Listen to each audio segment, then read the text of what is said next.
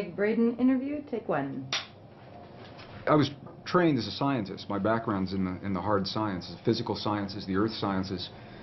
In the 60s and 70s, when I received that training, there was no room for the possibility of the kind of things that we're talking about now, the kinds of things that suggest that our inner world and our inner thoughts, feelings, emotions, beliefs in any way affect the world around us. And it was through direct experience what I began to understand was that this is the great secret that everyone knows except us in the West. Almost any other culture that we go to, from the monasteries in Egypt and Tibet and India into Bolivia and Peru, the indigenous traditions, little villages in the Andes Mountains, they all know that there is this experience that we can have inside of our bodies that affects our world in some way, and our science simply has not allowed for that historically. Well, I was trained as a scientist, and I was trained to look in the world around me for my answers, so I began to go to these places. I began to go into the monasteries, all the places that I mentioned. And it was through the direct experience of sitting in the presence of people who have lived and practiced the kinds of traditions that Louise Hay and the other authors I'm so blessed to be sharing the stage and this information with, that they teach about. And what we begin to understand is that this is the place where science got it wrong. There are two places, two assumptions that science has made, modern science. And they're coming full circle and correcting that now. But the first one is that the space that we believe is empty is not really so empty. It's full of a living essence, of a living material that we're only beginning to understand, number one. And number two, the fact, and it is a fact now, that we may have experiences inside of our bodies that influence the world beyond our bodies through the conduit of what's in this space. So it was in going into the monasteries and the nunneries and speaking with the indigenous people, looking at them eye to eye, heart to heart, God to God, and I could say to these people, when you just performed that miracle, when you just performed that miraculous healing, what is it that you did inside of your body to make that happen? And if I didn't understand what they told me, I'd ask them again and again and again through the translators until I understood that they were creating an experience, producing an effect inside of their bodies that my science never told me was possible or existed. And that was the path that led me. I just want to emphasize, science is good. And I believe our science is good and served us well. It simply is incomplete. And so it was that path that allowed me to flesh out the missing pieces that we're only beginning to understand today, marrying the best science of our time with the wisdom, 5,000 years of wisdom of our past, into a greater understanding. And that understanding brings us right back to the question. That's a long answer to a short question. But it brings us back to where we're only now beginning to understand that there is something that we can do in our lives that influence not only the physical body, ours and those of other people around us, but literally influence the physical reality of our world, and that changes everything. It changes everything that we in the West believe about ourselves. So as a scientist, I've also come to understand this is a very different way for many people to think about themselves and their world. And I've found that there's a learning curve that our audiences and our friends and families and coworkers in my career at the Water Fountain, this is not something that people typically talk about in a technical organization. They don't wake up in the morning and say, what kinds of feelings, what kinds of dreams, what kinds of healings did you have over the weekend? And they're talking about who won the football game and who won the lotteries. But this is where it brings us, the relevance in our lives, because we all are having experiences every day. Whether we are consciously aware of it or not, those experiences are physically affecting our bodies and our world. What Western science now is beginning to understand, only in the last years of the 20th and now the first years of the 21st century, it is now a scientific fact that the space between things is anything but empty. It is full of a living, pulsating essence that is so new, scientists have yet to agree on a single term. Some are calling it a quantum hologram, very technical sounding name. Dr. Edgar Mitchell, the former Apollo astronaut, I've had the honor of sharing a stage with him a number of times. He calls it nature's mind. Stephen Hawking calls it the mind of God. Others simply call it the field. In 1944, the father of quantum physics, Max Planck, identified the existence of this field, and he called it the matrix. He said underlying everything that we see, our bodies included, everything we see in the world around us in our bodies, he said, there's the existence of what must be a conscious and intelligent mind. This is his language in 1944. He said that this mind is the matrix of all matter, and it's from his work that the movie series began and many of the ideas that we have today. So what we know is this, is that we have the opportunity to influence that field in ways now that we're only beginning to understand. It's done through the human heart. It's not a thinking process. Thoughts are important. The ancients made a distinction between thoughts and feelings and emotions. And it's the feelings that are centered in our heart, what are called coherent, heart-based emotions. We know that when we feel a feeling of love, compassion, understanding, forgiveness, when we change the self-esteem, that there's an effect from that it changes the electrical and the magnetic fields in our heart, and that those fields literally change the stuff that our world is made of around our bodies. Our hearts are the strongest magnetic field in our bodies, and our hearts are the strongest electrical field in our bodies, much more so than the brain. While the brain does create those kinds of fields, the heart is many times stronger. And what the science now is showing is that when you can change the field that the atom is in, you change the atom, and we're made of those atoms. So when we have feelings in our hearts, we're changing the field that connects the stuff everything is made of, and we literally are altering our physical reality in ways that sound miraculous in Western science. But again, this is the great secret everyone knows except us, because Western science has only arrived at this understanding. You go to these ancient and indigenous traditions and cultures, it's where they begin. They begin with the understanding, sure, everything's connected, and sure, we're part of it. And then they take us one step further, and they say, here, I'll show you. I'll show you how to create the effects in your body so that you can heal your body, and you can heal the bodies of others. You can change your self-esteem, and your body will mirror that change. It doesn't have to be a long, slow, drawn-out process. It can happen very, very quickly. It can happen in a matter of minutes. We have video documentation from medicineless hospitals in Beijing, China, for example, where they understand these practices, and they've employed them for several thousand years. And we can look into the body of a living woman with a cancerous tumor that Western science says is inoperable. And then we can watch as three practitioners that understand the language of human emotion. They create the feeling in their bodies. They're not looking at that tumor as an illness. They see that woman as whole, healthy, vital, completely enabled, fully capacitated. And as they feel that feeling strongly among themselves, her physical body mirrors that. And we can see it through sonograms. We can see that tumor disappear in less than 3 minutes. And that's how quickly reality can change. And this is where the disconnect comes in with Western science. Because I've shared this information with scientists and medical doctors all over the world, and they say, wow, it's a miracle. We're going to have to come back and study this, and we will as soon as we find a cure for cancer, or as soon as we find the cure to cure on a mechanical level, what they see as a mechanical process. And what we now know is our physical body is the outpicturing, is the mirror of something that is not so physical. And this is where science now is only arriving. The three practitioners in the medicineless hospital in Beijing did not judge that cancerous tumor. They didn't judge it right, wrong, good, or bad. They said it's a quantum possibility, and there are many possibilities. Of course, this is just one.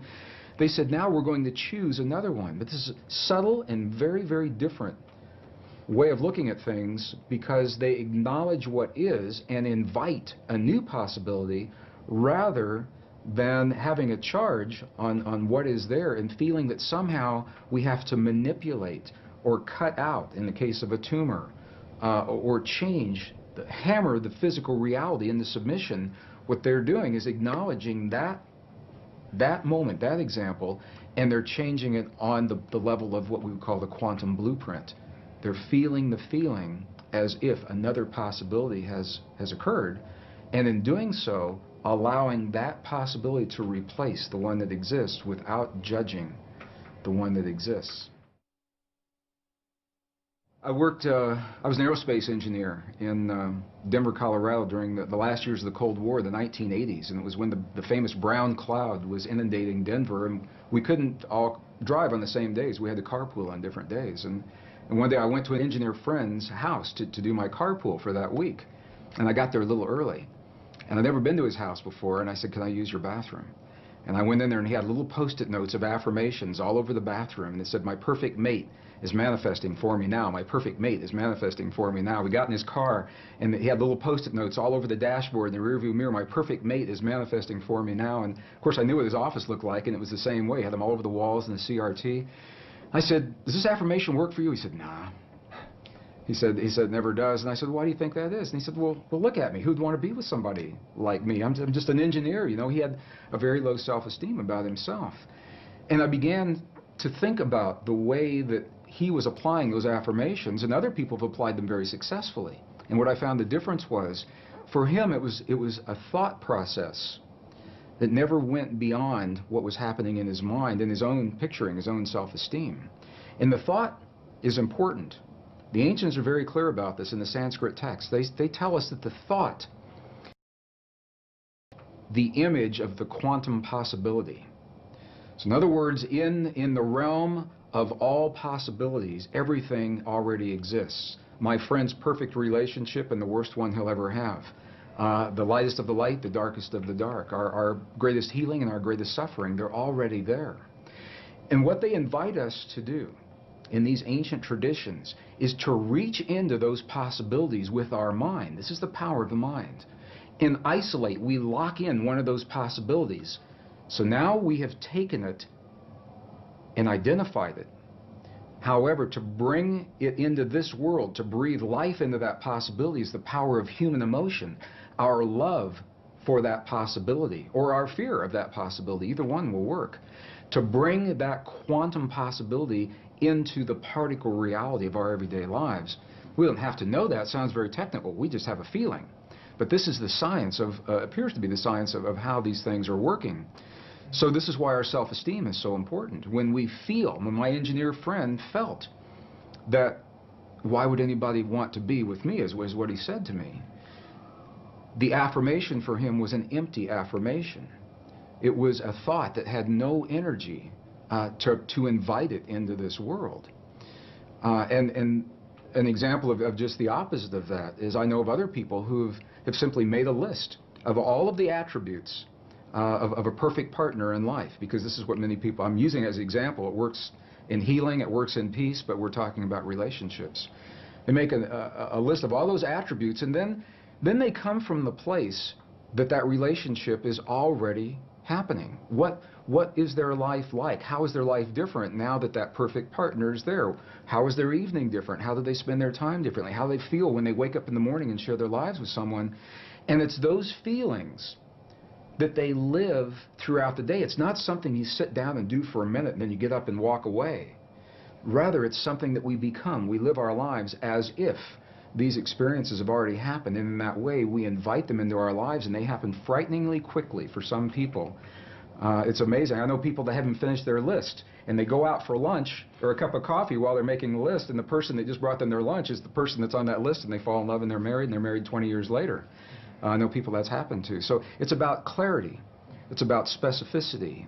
It's about being personal, being very clear that these are personal desires. Scientifically, it appears that this field, the divine matrix, it is a mirror and a bridge between our inner and our outer worlds. And it can only give us what we give it to work with. And the interesting thing is that we have been conditioned to feel the feelings of the things that we don't want in life and that we're afraid of. We wake up in the morning and we see the 6 o'clock news and all the things to be afraid of, and then we go through our day saying, oh, I hope I'm not going to see that today, or I hope it's not around the corner. And my question, so fascinating me, where do we learn to feel the things that we don't want rather than things that we choose to have? And how would our lives be different if we could cut through all of the static and simply choose in our lives what we would like each moment of each day, or our relationships, or our abundance, or our careers, or the peace in our families to look like? What would our what would our lives look like if we could do that? And there's very good scientific evidence showing precisely what our lives would look like because we would very quickly experience everything that we've created. As a scientist, one of the first things I had to understand, and again, my training, I was trained in the hard sciences, and there was no allowance for any inner experience to have an effect on our outer world to begin with. Number two, I was raised in a relatively conservative community in the Midwest. I was born in Missouri, Kansas City, Missouri. Excuse me. In that part of the world, when you talk about emotions, they kind of get lumped into this nebulous experience. You know, thoughts, feelings, emotions are all the same thing. We really don't talk about them much. And by the way, as a male, we don't want to see much of yours. So that was my upbringing. So I began to understand when we go into the other cultures, and I'm referring again and again to this wisdom. We had this wisdom in Western cultures, and it was lost in the 4th century. About 1,700 years ago, it was edited right out of our most cherished spiritual and religious traditions, the biblical edits of the 4th century. It was not edited from the other cultures that we've visited, and that's the value of going into these cultures. And they identify 3 separate yet related experiences that we all have in our bodies, and they literally call them thought, feeling, and emotion. And here's the difference. The thinking they identify with the 3 upper energy centers of the body. The Sanskrit traditions have a 7 energy center or 7 chakra system that they work with. And they say the upper 3 are related to what we call thought or logic processes. So when we think about something, we picture it in our mind, that perfect relationship or peace between nations. But we can only invite it into our lives when we breathe the power of emotion into that thought. The emotion comes from the lower 3 or those creative centers in our bodies. So when we breathe the power of emotion into our thought, we imbue that thought with life. And those 2 energies meet in the one center that is not accounted for yet in our model. It's in our heart, or what scientists call the 7-layer liquid crystal oscillator in the center of our chest. But we'll just call it our heart, because that's what it does. Our heart is creating electrical and magnetic waves that are influencing the world around us based on what we think and the emotion that we breathe into those thoughts to create the feeling. So now we've just defined feeling. Feeling, by definition, from the Sanskrit tradition, is the union of thought and emotion, creates the feeling. Now what makes this really interesting is that those traditions say we are capable of only 2 primary emotions, love and whatever we feel the opposite of love is. And when you get really deep into the teachings, there are 2 aspects of the same thing. But what they say is when we have our thought, we are either breathing the love of that thought or our fear of that thought to create the feeling, and the feeling then becomes sadness or joy or compassion or anger. Those are not emotions, those are feelings.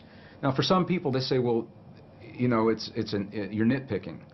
What difference could it make? And these are the subtle differences between these ancient ways of viewing this inner technology. It's literally a technology, because we can have the same thought or the same affirmation and imbue it with a different emotion and have completely different feelings and create a different outcome. And this is the great secret that was edited out of our Christian and pre-Christian Judeo-Christian traditions when 45 books were removed in the 4th century. 20 were taken out completely. Another 25 were condensed and rearranged. And we know this because we found the information now in the Dead Sea Scrolls, the Nag Hammadi Library, the Coptic, the Gnostic texts. So we know what those texts would have said if we had had them. But the interesting thing is, without those texts, we tend to rely upon the written word, the validation, to feel that power in our bodies. I think everyone senses or suspects that there's an untapped potential in the human body. I've been on every continent of the earth, and I've asked every audience I've ever been in, do you feel that that's there? And they say, yes, we feel there's something there, but we just can't quite get it. Why is that? So we have a feeling that there's more to us, but we rely on a written validation in a 5,000-year-old text or a scientific study to tell us that it's true. And this is, I think, the value of going into those texts, is we get to see the words that literally say, in the Gospel of Thomas, the lost Gospel of Thomas, it literally says, when these 2 become one, when thought and emotion become one, then you'll say to the mountain, move, and the mountain will move. And I used to think that that was a metaphor. And I now have seen enough to know that moving a cancerous tumor inside the body of a living woman, that's moving a mountain to me. And it's all done from marrying thought and emotion together.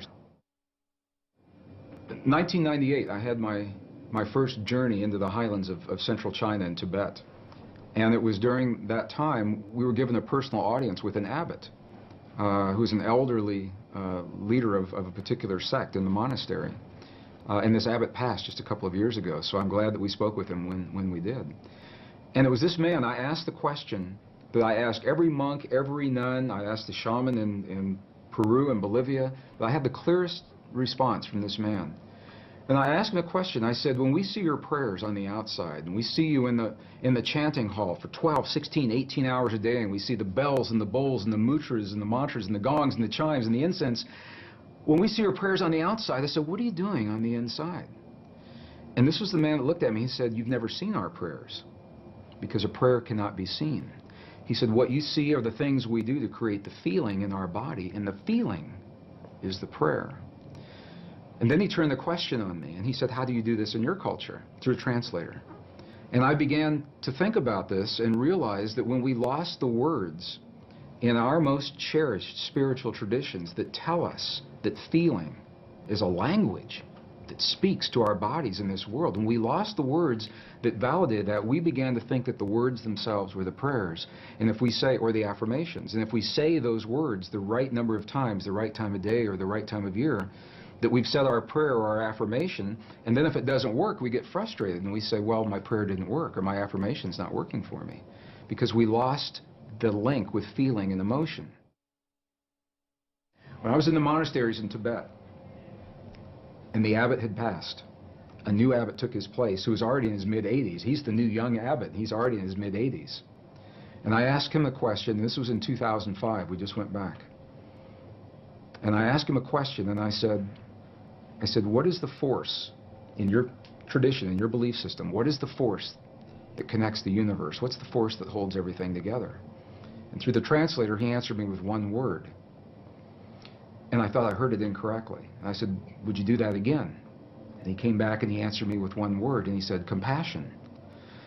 And I said, well, wait a minute. I said, is compassion a force that holds everything together, or is it a feeling that we experience in our bodies? And he said, yes.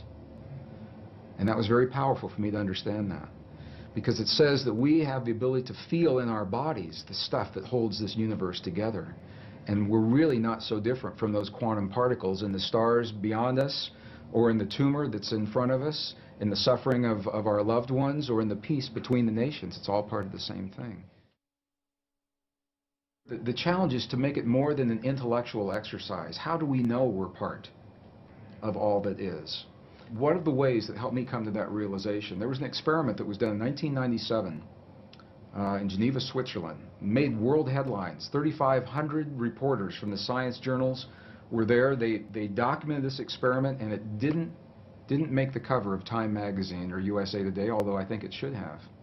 And what the experiment showed, the bottom line, was that when you take the stuff our world is made of, a particle of matter, one particle, and even if you split that particle and send each portion to different locations, which is what this experiment did, they split one particle of matter and sent one particle 7 miles this direction, the other 7 miles that direction. They were 14 miles apart, and even though they were separated physically, they were still connected energetically.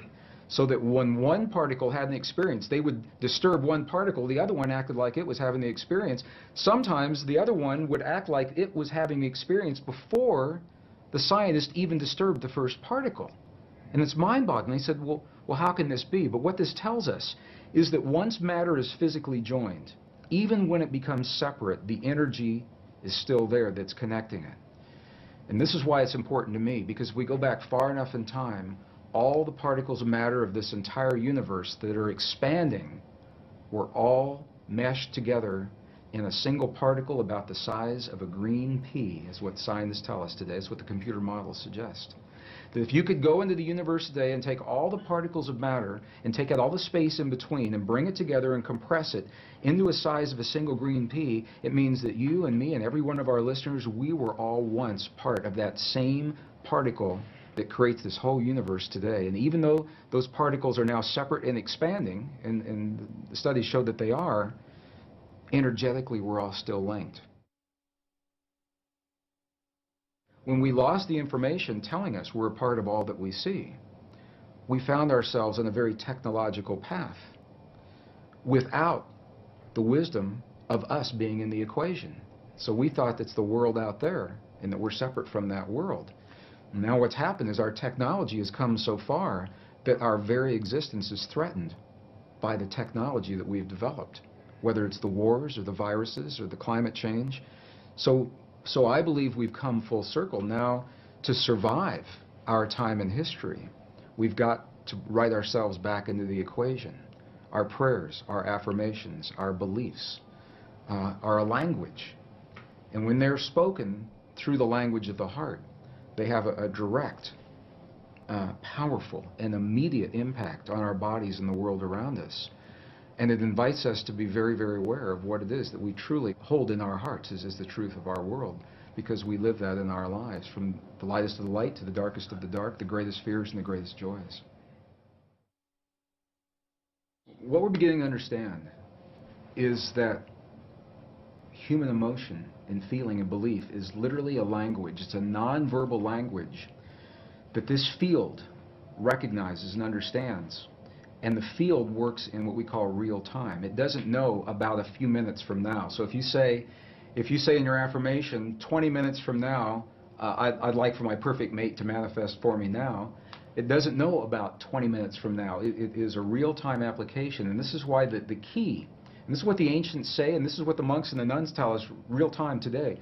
They say to be very specific about what it is that we're choosing to have in our lives, because what we're doing, and it helps if we understand this, what we're doing is in the world of quantum possibility, in the soup, the nebulous soup of all possibilities, what we're doing is we're isolating, we're locking one into place. And if we're not specific about what that possibility is, then how can the field be specific about what it is that it gives to us? Whatever it takes to get us to the point where we can transcend the limits, the laws of physics and biology as we've known them in the past. We have a power within us that transcends those laws, that we're more than our mistakes, that we're more than the suffering, we're more than the limits that we believed in the past. And that is where I say, wow, that really inspires me.